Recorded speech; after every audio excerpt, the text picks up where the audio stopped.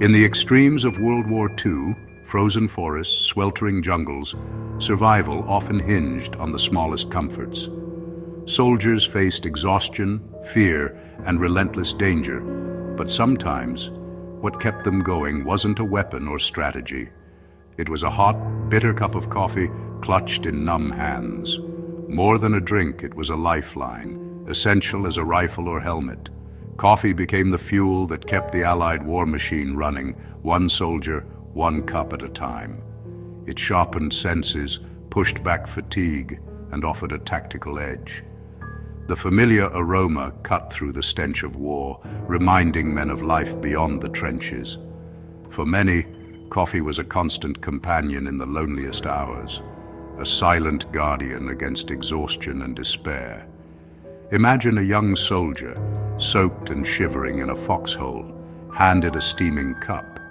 The warmth spreads, the bitter taste jolts him awake, and suddenly, the world comes back into focus.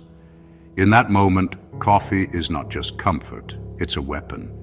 It's the essence of endurance, brewed in a tin mug. For the men who fought, coffee was something they relied on. It was a psychological anchor in a world turned upside down. In the daily war against fatigue, coffee was the unsung hero. Sometimes, survival was found in a simple cup. Why was coffee so vital? The answer lies in caffeine. Caffeine blocks adenosine, the brain's natural sleep signal, keeping soldiers alert even when exhausted. It triggers a surge of adrenaline, heart rate rises, energy floods the body, and focus sharpens. For a soldier, this chemical boost was a godsend during long nights and sudden attacks. In freezing winters, caffeine's metabolic kick helped generate body heat, fighting off hypothermia. Coffee didn't just fight sleep. It kept minds sharp and bodies functioning in brutal conditions. The psychological effects were just as crucial. Caffeine cut through mental fog, restored clarity, and staved off hopelessness. It helped soldiers make life-saving decisions under pressure. Coffee was a chemical shield against exhaustion and despair. In the chaos of war, it preserved the cognitive edge that meant survival. For Allied troops, a cup of coffee was more than a pick-me-up. It was a tactical advantage. The science of caffeine became a secret weapon on the front lines.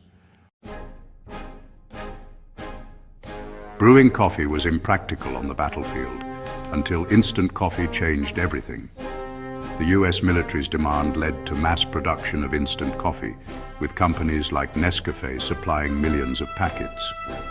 Soldiers needed only water and a packet, no grinders, no percolators. Hot water was best, but in a pinch, cold water or even dry powder would do. This convenience meant caffeine was always within reach, whether in a foxhole or on the move. Soldiers got creative, mixing powder with sugar, eating it straight, or sprinkling it on chocolate rations. Instant coffee became a core survival tool, not just an afterthought. By war's end, American troops consumed more coffee than any group in history. The little packet of instant coffee was as iconic as the M1 rifle, a symbol of American ingenuity and morale. Keeping soldiers caffeinated was as crucial as keeping them armed. Clean water was a constant challenge.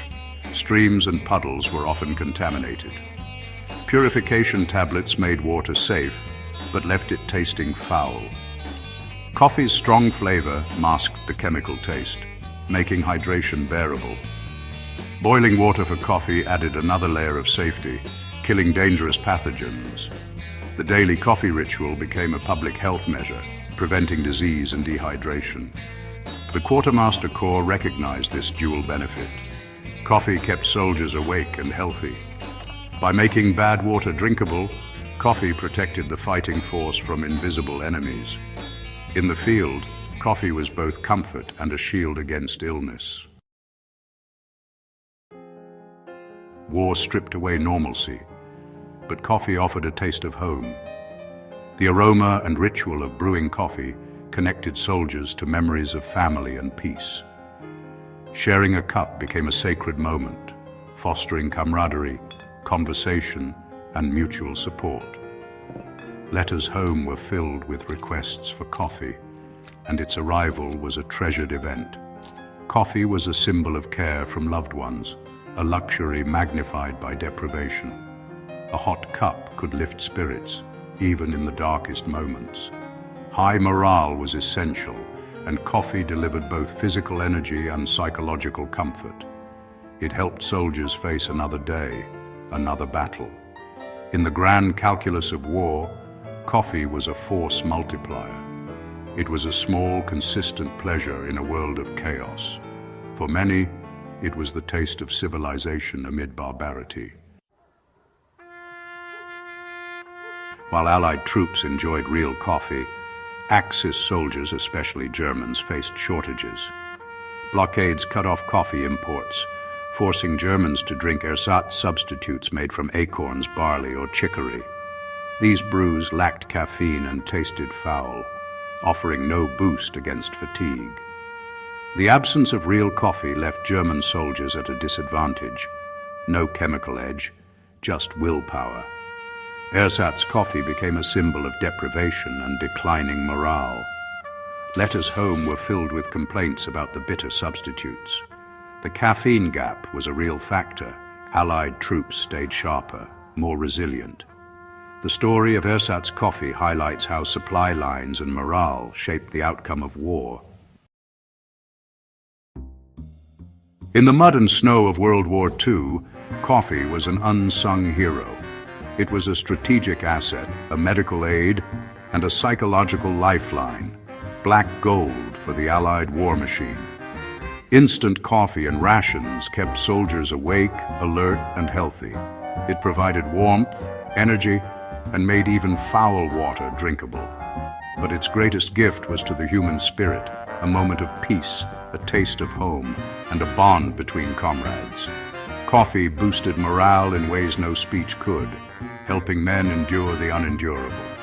The humble coffee bean fueled armies, saved lives, and fortified souls.